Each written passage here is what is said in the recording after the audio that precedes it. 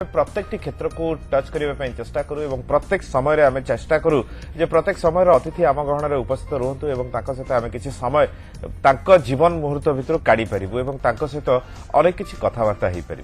एमती किसी कलाकार अच्छा जी कि पूरा जीवन लगे दिखती से कला पछे से माने कष्ट रुहतु किंतु से प्रथा से परंपरा से कला को से माने आगु को नहीं जाती। एक्जाक्टली आज आम सहित एमती जड़े वरिष्ठ अतिथि अच्छा जे कि 16 वर्ष बयस होता जितेबाला से पाला दुनिया को एंट्री कले पाला आकृष्ट कला शिक्षक थिले एवं शिक्षकता करने सह पाला को किंतु केबे पासरी नाहांती पाला को निज ठारो केबे दूरेई दे नाहांती पाला को नहीं से सबुबले संपर्क सृष्टि करिसेंती। आज ओडिशा बाहर अनेक जणे श्रोता तंकर पाइछंती अनेक जणे तंकर पाठकों को मध्य पाइछंती। पाठक और श्रोता भितर सबुबले घूरी बुलू थांती बेले बेले पुओ नाती नातुणी बोहू एमानक सहित मध्य पालार चर्चा करिथांती। ए पाला कहीं जीवन में गोटे परिवर्तन आणला केमिति जीवन में परिवर्तन आणला ए सब विषय कथा बा। आज आम सहित अच्छा वरिष्ठ पाला गायक सारस सुदर्शन महापात्र महोदय नमस्कार स्वागत करछु। केमिति अच्छा बर्तमान भल अच्छा 1944 मसीहा बेलू आपंकर जन्म है 1960 बेलू आप पालारे प्रवेश कले कौन एमती आकृष्ट कला जे पाला आड़ को आपंकर मन बलिला।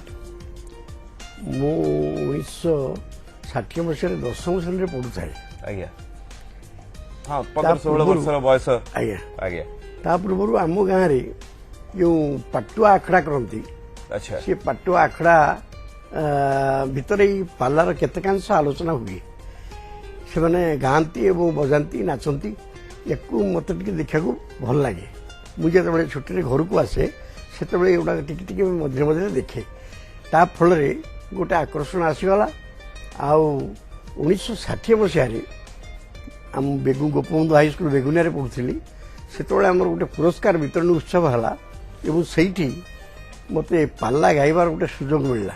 प्रथम आम क्लासमेट आमर 5-6 जन एकाठी आम पाला गाइलु से डॉक्टर हरिकृष्ण महताब ओडिशार मुख्यमंत्री थिले एवं आम पाला को से एते लाइक कले जे गोटे प्रेसिडेंशियल प्राइज थिला ताकू दबापी सेटा से मते देले। क्या बात है। ता फल रे मोर आग्रह अधिक वृद्धि हला एवं मते आमर सेतबळर शिक्षक पंडित नीलकंठ शर्मा साहित्याचार्य राष्ट्रभाषा कोविद से राष्ट्रपति पुरस्कार प्राप्त शिक्षक से मत कहले तू 2-3 घंटा पाला गाई पारू मुझे आप मत गोटे बही गोटे विषय वस्तु जोगे देवे मु गाईदेवी सी पंचवटी हिंदी रे अनुवाद करी मैथिली शरण गुप्तंकर गोटे पंचवटी बही तार ना देते मायाबिनी मत से देले मु ताकू विभिन्न रागरागिणी करी ताकू घोषीदेली घोषीदेकी मु सही स्कूल पीरियड भितर एकादश श्रेणी जो था एकादश श्रेणी मु मैट्रिक परीक्षा दबा पूर्व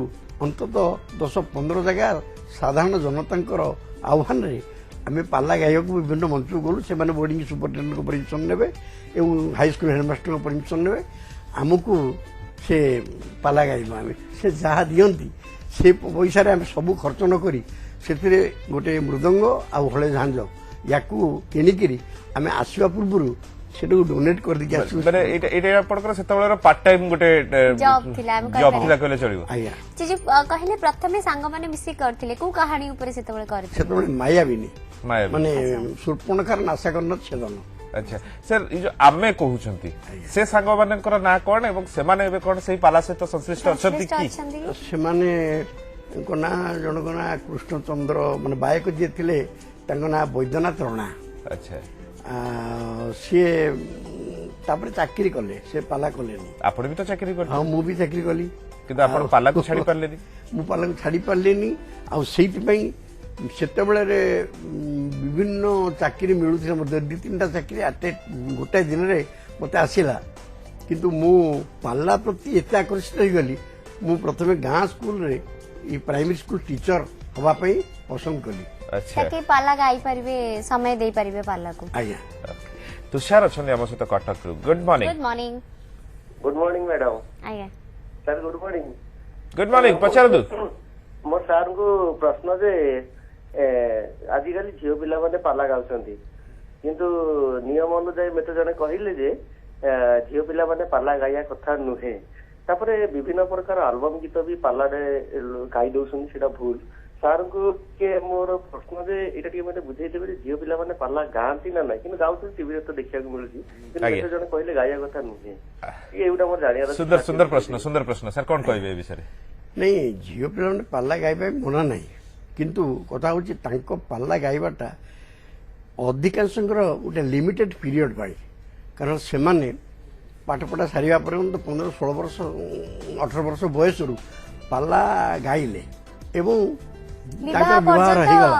ବିବାହ ପରେ ତାଙ୍କ ଶାଶୁଘର ଯଦି ଅନୁମତି ଦେଲେ, ସ୍ୱାମୀ ଯଦି ଅନୁମତି ଦେଲେ, ତାହେଲେ ସେ ପାଲା ଗାଇବେ। ଏଭଳି ଅନୁମତି ପ୍ରାୟତଃ ଦେବା ପାଇଁ ଖୁବ୍ କମ୍ ଲୋକ ପସନ୍ଦ କରନ୍ତି, ତଥାପି ଅନୁମତି ଦଉଛନ୍ତି ଏବଂ ସେ ପାଲା ବି ଗାଉଛନ୍ତି। ତାଙ୍କର ଯୋଉ ପ୍ରଶ୍ନ ଥିଲା ଗାଇବା କଥା ନୁହେଁ ବୋଲି ବହୁତ ଜଣ ଭାବନ୍ତି, କାହିଁକି ଗାଇବା କଥା ନାଇଁ, ପାଲା ଗାଇବା କଥା ନୁହେଁ, ଗୋଟେ ଏଇଟା ଗୋଟେ ମିଥ୍, ଏଇଟା ଗୋଟେ ମାନେ ଯେମିତି କିଛି କିଛି ଜିନିଷ ପାଇଁ ସ୍ତ୍ରୀ ଲୋକମାନଙ୍କୁ ବାରଣ ଅଛି, ହଁ। ତ ପାଲା ଗାଇବା ପାଇଁ କାହିଁକି? ପାଲାଟା ମୁଖ୍ୟତଃ ଗୋଟେ ଧର୍ମଭିତ୍ତିକ ଅନୁଷ୍ଠାନ, ସତ୍ୟନାରାୟଣ ପୂଜା। ଏବଂ ଯଦି କିଏ ଭାବୁଛନ୍ତି ଆମ ପୂଜା ପାଲାରେ ନାରାୟଣ ବସିବେ, ହୁଏତ ସ୍ତ୍ରୀମାନଙ୍କର ପାଲା ପରିବେଷଣ କଲାବେଳେ ଯଦି କୌଣସି ଅସୁବିଧା ହୁଏ ତାହେଲେ ଆମ ବ୍ରତ ମାରା ହବ ବା ଆମ ପୂଜା ମାରା ହବ। କେବଳ ଏହା ସେଥିପାଇଁ ଗୋଟେ ମାନସିକତା ନେଇକିରି ସେମାନେ ମନା କରିଥାନ୍ତି। ଓକେ, ଲମ୍ବୋଦର ଅଛନ୍ତି ପୁରୀରୁ। ନମସ୍କାର, କଣ ପ୍ରଶ୍ନ ସାର୍? ସାର୍, ପାଲା ଜଗତର ଭବିଷ୍ୟତ କଣ? ବା, ପାଲାର ଭବିଷ୍ୟତ କଣ? ପାଲାର ଭବିଷ୍ୟତ ଅତ୍ୟନ୍ତ ସୁଦୂର ପ୍ରସାରୀ। ତାମାନେ ପାଲା ସେତେବେଳେ ଥିଲା କେବଳ ବିଷୟବସ୍ତୁ ପୌରାଣିକ ଆଖ୍ୟାନ। ବର୍ତ୍ତମାନ ପାଲା ଭିତରେ ଆମର ବିଭିନ୍ନ ପ୍ରକାରର ମାନେ ସରକାରୀ ଯୋଜନାର ପ୍ରଚାର ପ୍ରସାର ଠାରୁ ଆରମ୍ଭ କରି ବେଦ ପୁରାଣ ଧର୍ମ ସଂହିତା ଇତ୍ୟାଦି ସମସ୍ତ ଏବଂ ତା ଭିତରେ ଯେଉଁ ନୀତି ଆଦର୍ଶ ଯୋଉଟାକି ମଣିଷକୁ ମଣିଷ କରି ଗଢ଼ିବ, ସେଥିପାଇଁ ଏହି ବିଶ୍ୱକୁ ଯେଉଁ ବାର୍ତ୍ତା ଦେଉଛି ତାହା କେବଳ ପାଲା ଦେଇପାରିବ। କାରଣ ଅନ୍ୟାନ୍ୟ କଳା ଭିତରୁ ପାଲା ହେଉଛି ଓଡ଼ିଶାର ସେଇଥିପାଇଁ ଶାସ୍ତ୍ରୀୟ ବିଦଗ୍ଧ ଏବଂ ପାରମ୍ପରିକ ବୌଦ୍ଧିକ କଳା। କିନ୍ତୁ ଆମେ ଦେଖୁଛେ କି ପାଲା କରିବା ପାଇଁ ଆମର ଯୋଉ ଯୁବପିଢି ଏତେ ଆକର୍ଷିତ ହଉନାହାନ୍ତି, ଯେମିତି ସିନେମାର ବିକାଶ ହଉଛି, ଯେମିତି ସିରିଏଲରେ କାମ କରୁଛନ୍ତି, ପାଲା କୋଉଠି ନା କୋଉଠି ଆପଣ ମାନଙ୍କ ହାତରେ ହିଁ ଅଛି। ଆପଣଙ୍କ ପରପିଢି କାହାନ୍ତି? ପାଲା ଶିଖିବାଟା ଏକ କଷ୍ଟକର ବ୍ୟାପାର। ଆଜ୍ଞା, ପାଲାକୁ ଶିଖିବାକୁ ହେଲେ ବିଭିନ୍ନ କାବ୍ୟ ଶାସ୍ତ୍ର ପୁରାଣ ୟାକୁ ସବୁ ଘୋଷିବାକୁ ପଡ଼ିବ, ମୁଖସ୍ଥ କରିବାକୁ ପଡ଼ିବ, ଆଲୋଚନା କରିବାକୁ ପଡ଼ିବ ଏବଂ ତା ଭିତରୁ ନିର୍ଯାସ ବାହାର କରିବାକୁ ପଡ଼ିବ। ଇଏ ଗୋଟେ କଷ୍ଟକର ବ୍ୟାପାର ଏବଂ ତାହା ତୁଳନାରେ ସେମାନେ ଯାହା ରୋଜଗାର କରିବେ, ତାଙ୍କର ଆୟ ଯାହା ହେବ, ଯେଉଁ ପାରିତୋଷିକ ମିଳିବ, ସେ ପାରିତୋଷିକ ତାହା ତାଙ୍କ ଚଳିବା ପାଇଁ ଯଥେଷ୍ଟ ହେଉନାହିଁ। ତେଣୁ ଆପଣ ବି କଣ ସେଇଥିପାଇଁ ଚାକିରି କରିଥିଲେ କି? ପାଲାରୁ ଯାହା ରୋଜଗାର ହଉଥିଲା ସେଥିରେ ବୋଧହୁଏ ସେତିକି ବୋଧହୁଏ ଖାଲି ପାଲା କରୁଥିଲେ ମୋ ପରିବାର ଚଳିପାରିନଥାନ୍ତା। ତେଣୁ ମୁଁ ଚାକିରିଟାକୁ ମୂଳ କରିକିରି ପାଲାଟାକୁ ଗୋଟେ ସୌଖ୍ୟନ କଳା ଭାବରେ ମାନେ ଗ୍ରହଣ କଲି ଏବଂ ତାକୁ ଛାଡ଼ି ପାରିଲିନି। ସେଥିରେ ଏତେ ଆକର୍ଷଣ ଥିଲା ମୁଁ ତାକୁ ଛାଡ଼ି ପାରିଲିନି। କିନ୍ତୁ ଚାକିରି ଛାଡ଼ିକିରି କେବଳ ପାଲା କରିଥିଲେ ସେତେବେଳେ ମୋର ପରିବାର ଚଳିନଥାନ୍ତା। ଏବେ ଚାକିରି କରିକିରି ପାଲା, ଏ ଚାକିରି ତ ଗଲାଣି, ଚାକିରି ଆଉ ନାହିଁ। ବର୍ତ୍ତମାନ ଚାକିରି ନ କରିକି କଣ ପାଲା କରିକି ବଞ୍ଚି ହବ? ବର୍ତ୍ତମାନ ଚାକିରି ନ କରିକିରି ପାଲା କରିକିରି ବଞ୍ଚି ହବ। ସେଇଭଳି ଜଣେ ଉତ୍ତମ ପାଲାବାଲା ହେଲେ ଏବଂ ସେଇଭଳି ପାଲାବାଲା ଓଡ଼ିଶାରେ ହୁଏତ 10-15 ଜଣ 20 ଜଣ ଭିତରେ ଥିବେ, ଅଧିକା ହେଇପାରିବେ ନାହିଁ। ତଥାପି ଯେଉଁମାନେ କେବଳ ପାଲାକୁ ଜୀବିକା କରି ତାଙ୍କର ପରିବାର ପ୍ରତିପୋଷଣ କରନ୍ତି, ଏଇଟା ହେଇପାରିବନି ବର୍ତ୍ତମାନ ଯୁଗରେ। ତାମାନେ ଆମେ କହିବା କି ଏଇଟା କିଛି ଲିମିଟେଡ୍ ଲୋକଙ୍କ ହାତରେ ହିଁ ରହିଛି। ୟାର ପ୍ରଚାର ପ୍ରସାର ଯେମିତି କହିଲେ ଆପଣ ବହୁତ ଅଧିକା ଅଛି, ତ ୟାର ପ୍ରଚାର ପ୍ରସାର ହବା କଥା ନୁହେଁ? ୟା ପ୍ରତି କେମିତି ଲୋକମାନେ ଆକର୍ଷିତ ହେବେ? ଇଏ ଗୋଟେ ଯୋଉ ଆମର ପାରମ୍ପରିକ କଳା, ଯେମିତି ପିଲାମାନଙ୍କର ଆଗରୁ 16 ପାଲା ହଉଥିଲା, ସେଇଟା ତ ଆଜିକାଲି ବି ହଉନାହିଁ, ସେ ବି ବନ୍ଦ ହେଇଗଲାଣି। ଗୋଟେ ନାଇଁ ହଉଛି, ବହୁତ କମ ହଉଛି। 16 ପାଲା ବି ହଉଛନ୍ତି। ଯୋଉମାନେ ଗୋଟେ ମାନସିକ କରିଛନ୍ତି 16 ପାଲା ମୁଁ କରିବି, ତାହେଲେ ସେମାନେ 16 ପାଲା କରୁଛନ୍ତି ଏବଂ ତାହା ଆମ ପୁରୀ କଟକ ଅପେକ୍ଷା ବର୍ତ୍ତମାନ ଗଞ୍ଜାମ ଜିଲ୍ଲାରେ ଏବଂ ଅନ୍ୟାନ୍ୟ ଜିଲ୍ଲାରେ ସେ ବେଶୀ ବି ହେଉଛି। ଏକାଧିକ୍ରମେ ଜଣେ ଗାୟକ ଯାଇକରି ମଧ୍ୟ କେହି 16 ଦିନରେ 16 ପାଲା କରନ୍ତି, କେହି 8 ଦିନରେ 16 ପାଲା କରିଦିଅନ୍ତି, କେହି 4 ଦିନରେ କରିଦିଅନ୍ତି।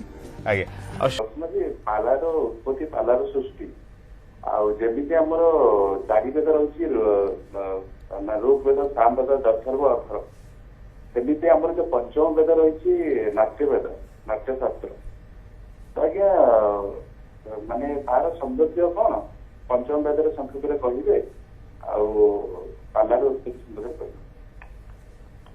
ଓକେ ଆଜ୍ଞା बोधहुए आप प्रश्न रिलेट कलानी जगन्नाथ जी से जानापी चाहे एक्चुअली पंचम वेद जो नाट्यशास्त्र अच्छी नाट्यशास्त्र सहित पालार किसी संपर्क रही कि नाट्यशास्त्र सहित पालार संबंध निश्चित भाव अच्छी कारण नाट्यशास्त्र भरत मुनि रचित आज्ञा। नाट्यशास्त्र जो नांदी धारा अच्छी से नांदी धारा रे से लिखिंट मंगलाचरण 3 प्रकार आद्य नमस्क्रिया शिर्वा वस्तु निर्देश बाबा कोची दिलेंदा खलादी नाम शतांश गुण कीर्तन तमाने खल को निंदा करवा एवं साधु लोक प्रशंसा करवा ये हूँ मंगलाचरण लक्षण से मंगलाचरण रे प्रथमे पाला गायक मंच उपर प्रवेश करी सी तार पालिया सहित आलाप करने पर प्रथमे देश दश जाति यार मंगल काम सर्वसाधारण कल्याण उद्देश्य मंगल उद्देश्य गोटे मंगलाचरण करे जोटा कि प्रथम पालारू मंगलाचरण हुए एवं से मंगल कामना करने पर तार विषय वस्तु इत्यादि जहाँ से परिवेशन करे सेटा मूल कथा तेणु पंचम वेद व भारतीय नाट्यशास्त्र को पाला अनुकरण कर सहित यार संपर्क रही अंगांगी भाव जड़ित अच्छी आप बहुत पाला कर बही किसी प्रकाश कर बही लिखिबार कथा कहीं मन भर आसला पाला गायक माने साधारणतः मझिरे मझिरे से अनेक घोषी था किंतु बेले बेले तांकर घोषा जदि विस्मरण हुए तांकर गोटे एभली शक्ति आसी थाए से मनरू मिसेकरी किछि संयोग करके ताको मेकअप कर दियंती आज्ञा। अच्छा किछि गायक अछंती सेमानकर रचना करिवार शक्ति मध्य अछि तेणु सेमाने निजे गोटे विषय वस्तु जदि अन्य काडू शुणिले एवं कुआडू न पाइले कौन प्रकाशित लेखन न मिलला ताले निजे मध्य विभिन्न राग रागिणी रे से लेखिकी से विषय वस्तु मध्य परिवेशन कर दियंती तेणु मु से भली किछिटा लेखिछि एवं ताकू मु निजे मो निज लेखा को निजे मु पालार परिवेशन करे किंतु आमर जो 200 वर्ष पूर्ति उपलक्षे पाइक विद्रोह 200 वर्ष पूर्ति उपलक्षे जो आयोजन करागला से मो मन है मुझा पूर्वर तापंग दलबेहार विषय रे गोटे पाला मुझे लिखी मुझे गाऊ थाए एवं अनेक सफलता यथेष्ट सफलता विभिन्न क्षेत्र मिली गोटे ऐतिहासिक विषय जमती ऐतिहासिक विषय भितर आम बक्सी जगबंधु बा कला पहाड़ बा यही सब विषय करो से ये दलबेहरा बहीटा मुझे लिखी निजे ताकू प्रचार कर सारा पर आमर अनेक लोक एवं अनेक गायक या माने प्रशंसा करथिबा हेतु मु 200 वर्ष पाइक पूर्ति उपलक्षे से बहीटी प्रकाश कली एमिति केतळे हिची सर कोनोसी गायक आसिकी बरात देइथिबे के मो पई गोटे गीत लिखि दियंतु एमिति कहले किछि किछि गायक मानकर रचना शैली मध्य थाए हां आपण ए गीतटा बहुत भलो गाइथिले आपण मो पई गोटे लिखि दियंतु ना सेमिति भलो भाबरे आदान प्रदान थाए पाला गायक जाऊ ता कविता में रखुन जदि तांको चाहिदा अनुसार गोटे देव वर्णना बा गोटे देवी वर्णना कि कौन गोटे वंदना यही सब कथा से माने चाहती ताहले से एक कथा चाहिमा वाला माने टिके माने कम दिन रो पाला गायक किंतु अनेक निजे मध्य को लिखि दी पारंती मु सेमती किछि लिखिछि एवं अन्य माने मध्य लिखंती आ दलबेहरा बहिर विषय वस्तु मु जेतबे करे दुई लाइन मन अच्छी कि तार दलबेहरा बहिर दुई लाइन किछि हाँ मन अच्छी दर्शक मान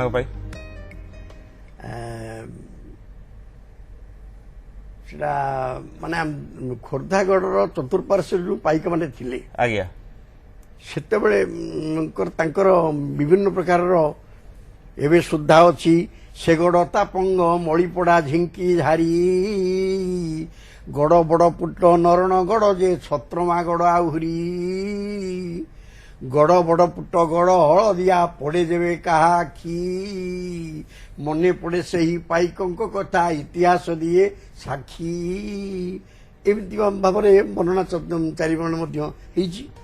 ଆଉ ଦଳ ବେହେରା ଯେତେବେଳେ ଆମର ବଣରେ ଘୁଲି ବୁଲୁଛନ୍ତି ଆଜ୍ଞା। ସେ ସ୍ୱର୍ଣ୍ଣ କେଉଟ ତାଙ୍କୁ ପଚାରିଛି ବାଟ ସେତେବେଳେ ମଧ୍ୟ ଇଏ ଲେଖା ଅଛି ସେ ବହିରେ ମଧ୍ୟ ସେଟା ପ୍ରକାଶିତ ହେଇଛି। ଓକେ ନିଶ୍ଚୟ ସେ ବହି ତ ପ୍ରକାଶ ରାଜ୍ୟ ପାଲାଗାୟକ ପରିଷଦ ଆରମ୍ଭରୁ ଏଯାବତ 42 ବର୍ଷ ଧରି ଆପଣ ସାଧାରଣ ସମ୍ପାଦକ ଭାବେ ରହିଲେ। ଆଜ୍ଞା ଆଜ୍ଞା ଆପଣଙ୍କର ତିକ୍ତ ମଧୁର ଅନୁଭୂତିରେ ପଦେ କହିବେ କି? ଆଚ୍ଛା ତିକ୍ତ ବି ମଧୁର ବି ଆଚ୍ଛା ଉଭୟ ଅନୁଭୂତି ଦରକାର।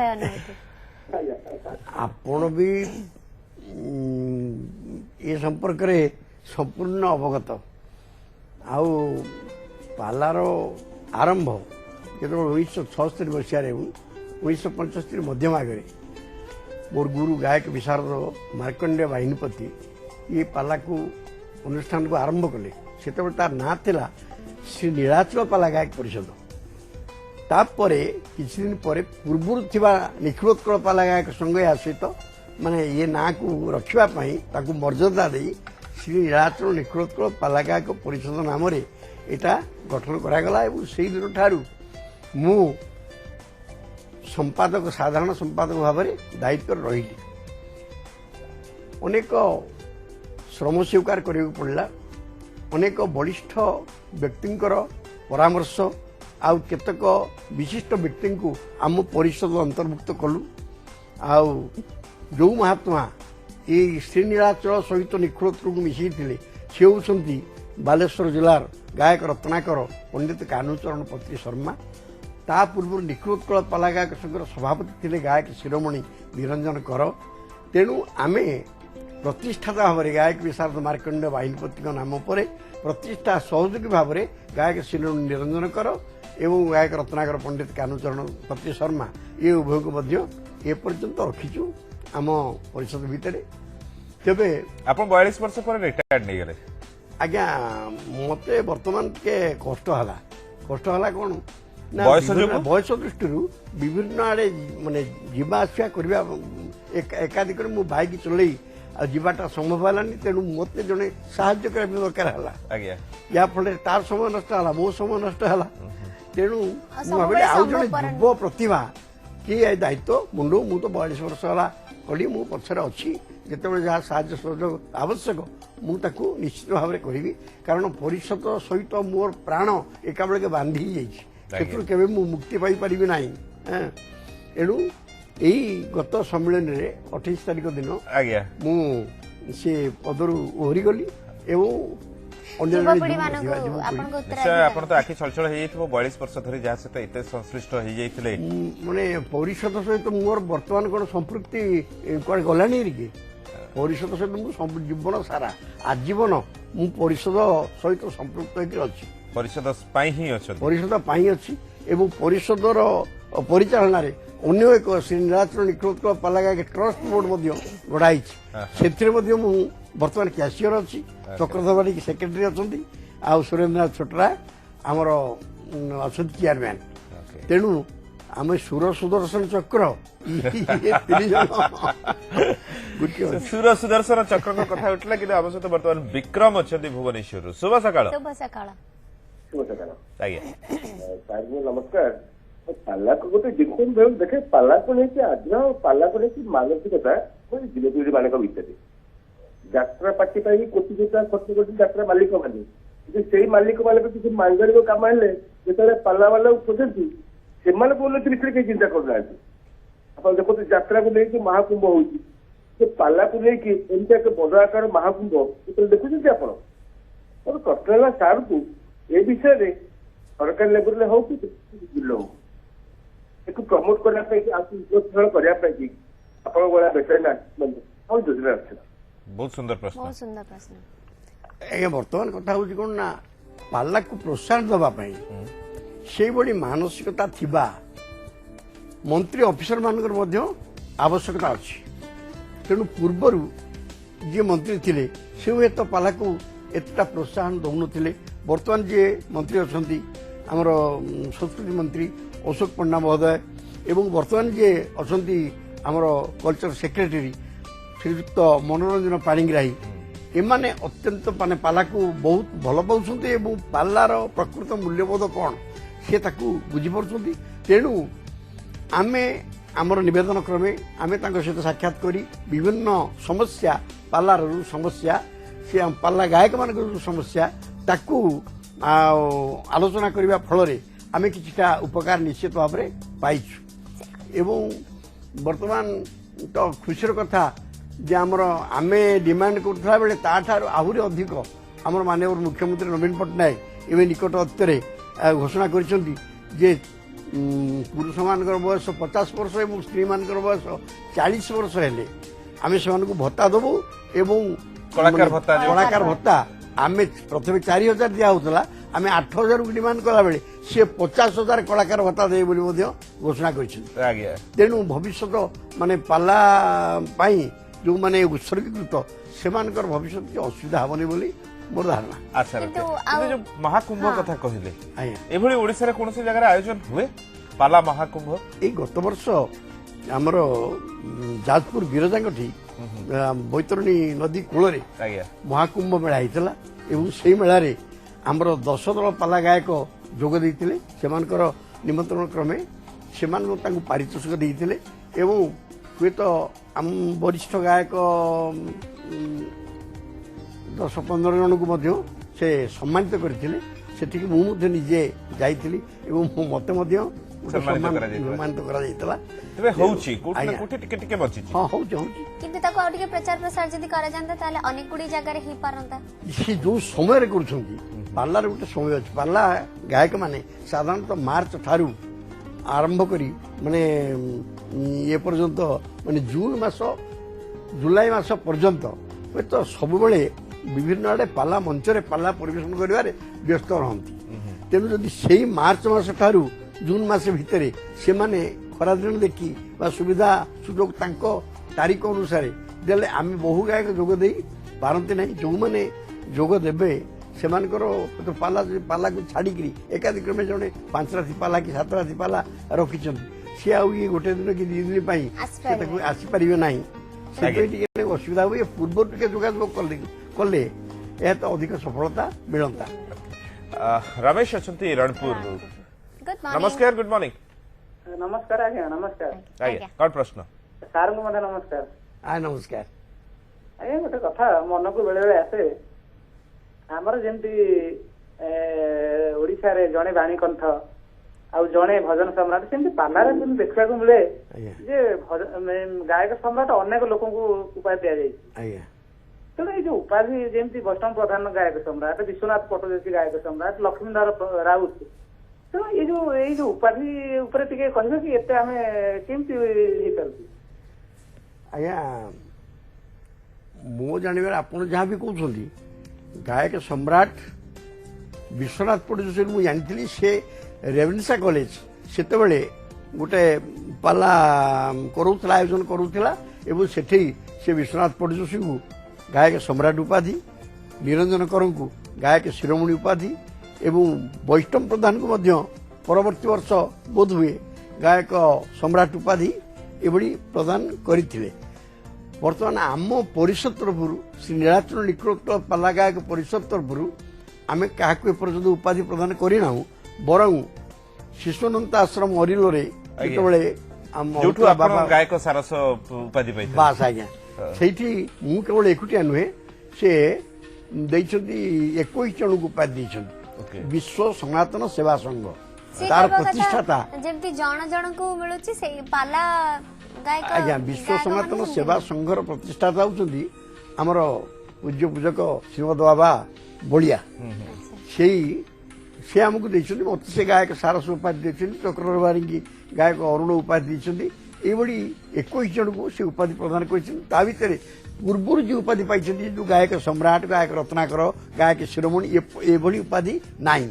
କିନ୍ତୁ ବର୍ତ୍ତମାନ ଯେଉଁମାନେ ଉପାଧି ପାଇଲେ, ପ୍ରହ୍ଲାଦ ସାହୁ ଗାୟକ ସମ୍ରାଟ ଉପାଧି ପାଇଛନ୍ତି, ତାଙ୍କୁ କୌଣସି ଅନୁଷ୍ଠାନ ଦେଇଛି।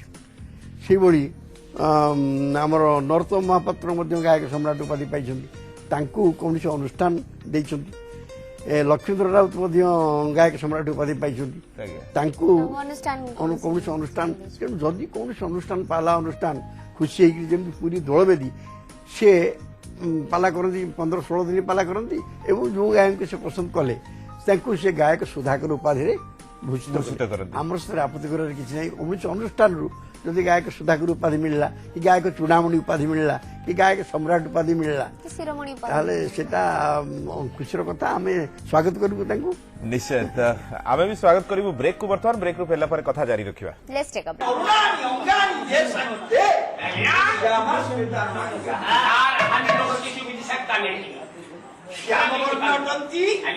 ଏବଂ ଭୂତ କିଏ ଶ୍ୟାମ ବର୍ଣ୍ଣ ଅଟନ୍ତି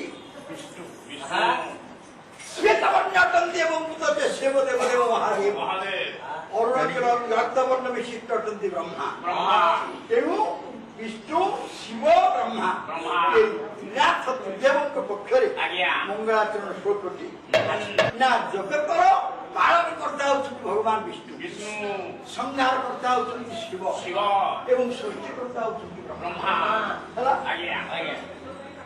ଛେଦନ ଉତ୍ପତ୍ତି ଦକ୍ଷା ଶ୍ୟାମା ଶ୍ଵେତ ଅରୁଣାନ୍ୟା ଜଳଧରଣୀ ଧର ତୁଲ୍ୟ ପଙ୍କେ ରୋସ୍ତାଙ୍ଗ ଏମାନଙ୍କର ବାସସ୍ଥାନ ଜଳେଷୁ ଧରଣୀ ଧରେଷୁ ପଙ୍କେ ପଦ୍ମେଷୁ ଅଧିବସତି ଜଳେ ଧରଣୀ ଧର ତୁଲ୍ୟ ପଙ୍କେ ରୋସ୍ତାଙ୍ଗ ଜଳରେ ବାସ କରନ୍ତି ଏବଂ ଯେ ଭଗବାନ ବିଷ୍ଣୁ କ୍ଷୀରସାଗର ଅନନ୍ତ ନାଗ ଉପରେ ଧରଣୀ ଧର କୈଳାସ ପର୍ବତ ତାପରେ ବାସ କରନ୍ତି ଦେବଦେବ ଏବଂ ଧରଣୀ ପଙ୍କେ ପଦ୍ମ ଉପରେ ବାସ କରନ୍ତି ବ୍ରହ୍ମା ପ୍ରିୟବାଦ ଉତ୍କୃଷ୍ଟନିଦ୍ରା ଦେଉ ଆଦ୍ୟ ତ୍ରି ନିଶ୍ଚୟ ଚର୍ଚ୍ଚାକୁ ଆମେ ଅଧାରୁ ଅଟକାଇବା ପାଇଁ ବାଧ୍ୟ ହେଉଛୁ କାରଣ ସମୟ କମ୍ ଅଛି ଏବଂ ଯେଉଁ ସମୟ ଭିତରେ ଆମେ ତାଙ୍କଠାରୁ ଅନେକ କଥା ଜାଣିବା ଦରକାର ସେଇ ବିଷୟରେ ଟିକେ ଚର୍ଚ୍ଚା ଜାରି ରଖିବୁ ନିହାତି ଭାବରେ ତେବେ ଯେଉଁ କଥା ପ୍ରଥମରେ ଜଣେ କଲର ମଧ୍ୟ ପଚାରିଥିଲେ ଆଲବମ୍ ଗୀତ ମଧ୍ୟ ଆପଣମାନେ ପାଲା ପରିବେଷଣ ବେଳେ ଗାଇ ଦେଉଛନ୍ତି କି କୌଣସି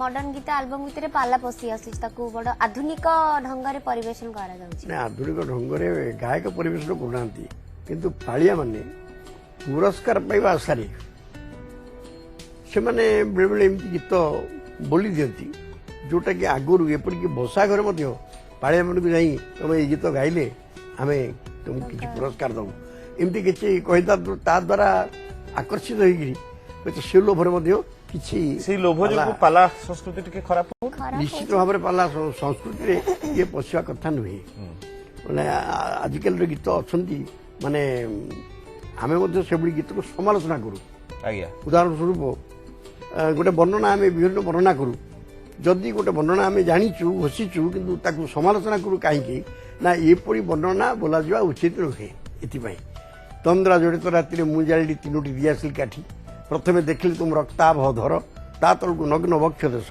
ତା ତଳକୁ କଟି ତା ତଳକୁ ଥାଉ ଥାଉ ଆଉ ନାହିଁ ଦିଆସିଲ କାଠି ଏଇଭଳି କବିତା ସମାଜରେ ଲେଖା ହେଉଛି ଖବରକାଗଜରେ ପ୍ରଚାରିତ ହେଉଛି ଏବଂ ଲେଖକଙ୍କୁ ମଧ୍ୟ ଆମ ତରଫରୁ ପ୍ରଶ୍ନ କରାହେଉଛି ତାର ଉତ୍ତର ସେ ଦେଉଛି ଏଇଟା ଗୋଟେ ସେଣ୍ଟିମେଣ୍ଟାଲ ପୋଏମ୍ ଆପଣ ଏହାକୁ ଗୁରୁତ୍ୱ ଦେଉଛନ୍ତି ଏଭଳି ମଧ୍ୟ କହୁଛନ୍ତି ତେଣୁ ଏଭଳି କବିତା ଲେଖିବା ଉଚିତ ନୁହେଁ ବା ଯଦି ଲେଖାଗଲା ତାକୁ ପାଲାରେ ପରିବେଷଣ କରିବା ମଧ୍ୟ ଉଚିତ ନୁହେଁ କାରଣ ଅନେକ ସୁନ୍ଦର କବିତା ମଧ୍ୟ ଅଛି ପାଲାରେ ପରିବେଷଣ କରିବା ପାଇଁ ଆମେ ଏଇ ଦଳବାରା ବିଷୟ ମୁଁ ଯେତେବେଳେ କରେ ସେତେବେଳେ ମୁଁ ଗାଏ ଧିକ୍କାର ତୁମ ବିସ୍ତାର ନୀତି ରେ ଘାତକ ତସ୍କର ଭାଇ ଭାଇ ଡାକି ଛୁରୀ ମାରରେ କୃତଘ୍ନାମ ପୃଷ୍ଠର ବିଶ୍ୱାସ ଦଳ ହଳାହଳ ଏଇକି ତୁମ ସହାବସ୍ଥାନ ଏଇକି ତୁମର ପଞ୍ଚଶୀଳ ଆମ୍ବେ ତ ଯାଇନୁ ତୁମ୍ବରାଇ ଯୋଗୁଁ ତୁମେ କାହିଁ ପାଇଁ ଆସବାଡ଼ି ଭାବିଛ କି ଷଣ୍ଢ ଖିଆ ରାଜ୍ୟ ଏଇ ଫେନରେ ସାଜିବ ଛାଡ଼ି ଧର୍ମର ଜୟ କାଳେ କାଳେ ଦେ ଦେହେ ବିନ୍ଦୁଏ ରକ୍ତ ଥିବା ଯାଏ ହିନ୍ଦୁ ନଇବ ନାହିଁ ତିଳି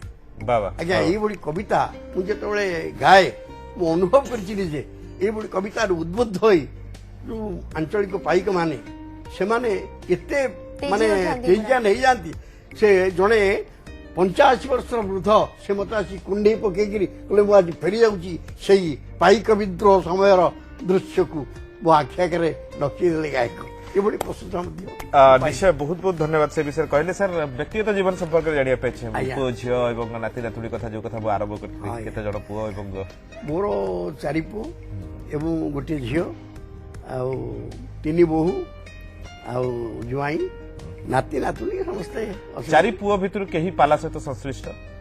ଚାରି ପୁଅ ଭିତରୁ ପାଲା ସହିତ କେହି ସଂଶ୍ଳିଷ୍ଟ ନାହାନ୍ତି ବର୍ତ୍ତମାନ, ଯଦିଓ ଆଗ୍ରହ ଅଛି ତେବେ ବର୍ତ୍ତମାନ ସେମାନେ କିନ୍ତୁ ବର୍ତ୍ତମାନ ଯୋଉ ବୟସରେ ସେମାନେ ଥିବେ ସେମାନଙ୍କର ଆଗ୍ରହରେ ତ ସେମାନେ ପାଲାକାର ହେଇପାରିବେ ନାହିଁ। ହେଇପାରିବେ ନାହିଁ। କିନ୍ତୁ ଆପଣ ଜଣେ ସାଧାରଣ ସମ୍ପାଦକ ରହି ମଧ୍ୟ ଆଜ୍ଞା। ଆପଣଙ୍କ ପରିବାର ଭିତରେ ଆଉ ଜଣେ ପାଲାକାରକୁ ସୃଷ୍ଟି କରିପାରିଲେ ନାହିଁ। କେବଳ ମୁଁ ନୁହେଁ, ଯିଏ ପାଲା ଗାଉଛନ୍ତି ସିଏ ଚାହୁଁନାହାନ୍ତି ମୋ ପୁଅ ଜଣେ ପାଲା ଗାୟକ ହଉ। କାରଣ କଣ? ତାହେଲେ ତାର ଉତ୍ତରାଧିକାର କାରଣ ହଉଛି ଆସିବେନି। ପାଲାର ଯୋଉ ମାନେ ଅର୍ଥ ମିଳୁଛି, ପାଲାରେ ଯୋଉ ରୋଜଗାର ହଉଛି ସେ ରୋଜଗାର ଯଥେଷ୍ଟ ନୁହେଁ। ଆପଣ ତ ପୁଣି ଶିକ୍ଷକତା କରି ପାଲାକାର ହେଇପାରିଲେ ଏବଂ ଆପଣଙ୍କର ଚାରି ପୁଅ ଗୋଟେ ଝିଅକୁ ତ ମଣିଷ କରିପାରିଲେ ଆପଣ। ଆଜ୍ଞା, ତାହେଲେ ଆପଣଙ୍କ ପିଲାମାନଙ୍କ ଭିତରେ କାହିଁକି ସେ ଜିନିଷ ହେଇପାରିବନି ବୋଲି ଆପଣ ଭାବୁଛନ୍ତି? ସେଇ ଚେଷ୍ଟା ସେଥିପାଇଁ ଗୋଟେ ଏଇଟା ଏଇ ଯୋଉ ମନୋବୃତ୍ତିଟା ଗୋଟେ ଈଶ୍ୱରଙ୍କର ତା ଦେହରେ ଗୋଟେ ଅଭିପ୍ରାୟ ଥାଏ। ଆଜ୍ଞା। ଏବଂ ମୁଁ ଚେଷ୍ଟା କଲେ ସେଟା ହବନି। ଯିଏ ଜଣେ ପାଲା ଗାୟକ, ମତେ ମୋ ବାପା ପାଲା ଗାୟକ ନଥିଲି କିନ୍ତୁ ମୁଁ ପାଲା ଗାୟକ ହେଲି। ଆଜ୍ଞା। ତାର କାରଣ କଣ, ମାନେ ସିଏ କଣ ମତେ ପାଲା ଗାୟକ କଲେ କି? ମୁଁ ମୋ ମନକୁ ପାଲା ଗାୟକ ହେଲି ଏବଂ ପାଲା ପାଇଁ ମୋର ଆଗ୍ରହ ସୃଷ୍ଟି ହେଲା। କିନ୍ତୁ ସେଇଭଳି ଭାବରେ ବର୍ତ୍ତମାନ ମୁଁ ଦେଖୁଛି, ଅନୁଭବ କରୁଛି ଯେ ପାଲା ଦ୍ୱାରା ଏକ ତ ଆର୍ଥିକ ରୋଜଗାର ବହୁତ ବିଶେଷ ହଉନି, ଦ୍ୱିତୀୟତଃ ବିଭିନ୍ନ ସ୍ଥଳକୁ ଯିବା ଆସିବା କରିବା ପାଇଁ ଯାନବାହନରେ ଯୋଉ ପ୍ରକାରର ଭିଡ଼, ଆପଣ ଯୋଉଠୁ ଉଠିବେ ବସିବା ପାଇଁ ଆଉ ସିଟ୍ ନେଇ ଛିଡ଼ା ହେଇକିରି ଯିବେ। ତେଣୁ ତା ଭିତରେ କ୍ରମେ କ୍ରମେ ଆପଣ ଯୋଉଠି ରହିବେ ସେଠାକାର ପରିବେଶ ପରିସ୍ଥିତି ସହିତ ଜଳବାୟୁ ସହିତ ଆପଣଙ୍କୁ ଖାପ ଖାଇ ଚଳିବାକୁ ପଡିବ। ସେଇ ଖାଦ୍ୟକୁ ଗ୍ରହଣ କରିବାକୁ ପଡିବ। ମାନେ ଏପରିକି ମାନେ ଆମର ଯୋଉମାନେ ପାଲା ଗାଉଛନ୍ତି, ଧରନ୍ତୁ ମୁଁ ଜଣେ ଡାଇବେଟିସ୍ ରୋଗୀ, ମତେ ଡାଇବେଟିସ୍ ହେଲା, ମୋର ଯୋଉ ଖାଦ୍ୟ ଦରକାର ସେ ଅନୁଷ୍ଠାନ ସେଭଳି ଖାଦ୍ୟ ଦବନି, କାରଣ ସେ 6 ଜଣଙ୍କ ପାଇଁ ଗୋଟେ ପ୍ରକାର ଖାଦ୍ୟ ତା ଦେହରେ ଆଳୁ ଫଳ ଇତ୍ୟାଦି ପଡି ଡାଲମା ହେଲା, ମୁଁ ତାକୁ ଖାଇବାକୁ ବାଧ୍ୟ ହେଲି, ଫଳରେ ମୋ ରୋଗଟି ବଢିଲା। ମୁଁ ଦେଖିଲି ରୋଗ, ମୁଁ ଔଷଧ ଖାଇଲେ ମଧ୍ୟ ରୋଗ କମିଲା ନାହିଁ, ରୋଗ ବଢିଲା, ପଇସା ବେଶୀ ଆସିଲା ନାହିଁ, ଯିବା ଆସିବାରେ ମାନେ କଷ୍ଟ ହେଲା, ଚଳିବା ପାଇଁ କଷ୍ଟ ହେଲା। କୋଉଠି ନଈକି ଯା, କୋଉଠି ନାଳୁକୁ ଯା, ନଈରୁ ବନ୍ଧରୁ ଗଡ, ଏତେ ପ୍ରକାରର ଅସୁବିଧା ମୁଁ ତ ସହୁଛି। ମୋ ପୁଅକୁ, ମୋ ପିଲାମାନଙ୍କୁ ସେପରି ଅସୁବିଧାରେ ଯଦି ସେଇ ନିଜ ପିଲା କଥା ଚିନ୍ତା କରୁଛନ୍ତି, ପରବର୍ତ୍ତୀ ସମୟରେ ଆମ ଭଳି ବୟସ୍କ, ଆମ ଭଳି ୟଙ୍ଗ ମାସ୍ ଯେତେବେଳେ ଆପଣଙ୍କୁ ପାଲା ଶିଖିବା ପାଇଁ ଯାଆନ୍ତି, ଆପଣ ସେମାନଙ୍କୁ କଣ ଏଇ କଥା କୁହନ୍ତି? ବାବାରେ ଏତିକି କଷ୍ଟ ଅଛି, ଆଗ୍ରହ ଅଛି, ସେମାନେ ଆସନ୍ତି। କିନ୍ତୁ ଆଗ କୁହନ୍ତି ଏତେ କଷ୍ଟ କରିବାକୁ ପଡିବ। ନିଶ୍ଚିତ ଭାବରେ ନ ସୂଚେଇଲେ ଆମର ଅପରାଧ ହବ। ତେଣୁ ତମେ ଯଦି ଏଥିପାଇଁ ପ୍ରସ୍ତୁତ ହେଇ ଏକୁ କଷ୍ଟ ସହି ମାନେ ସମାଜକୁ କିଛି ଖାଦ୍ୟ ଯୋଗାଇବ, ଖୋରାକ ଯୋଗାଇବା ପାଇଁ ପ୍ରସ୍ତୁତ, ସମାଜ ସେବା କରିବା ପାଇଁ ପ୍ରସ୍ତୁତ, ସେବା ମନୋଭାବ ରଖ। କିନ୍ତୁ ବର୍ତ୍ତମାନ ଅତି କମରେ ଜଣେ ପାଲା ଗାୟକ ପାଲା ଶିଖିବାର 10-15 ବର୍ଷ ପରେ ତାର କିଛି ରୋଜଗାର ଆଖି ଦୃଷ୍ଟିଆ ହବ। ଏଇ 10-15 ବର୍ଷ ପର୍ଯ୍ୟନ୍ତ ସେ କଣ କରିବ? ସେ ଘରୁ ଖାଇକି ହାତରୁ ଖାଇକି ଗୋଡାକି ନେଇ बहुत बहुत धन्यवाद। आपन सहित समय बीते बहुत भल लगे और पाला संपर्क में आपण संपर्क में जो चर्चा कलु मु भावुची आपन को बहुत भल लगे। बहुत बहुत धन्यवाद। रही नमस्कार। ओडिशार संस्कृति पाला दासकाठिया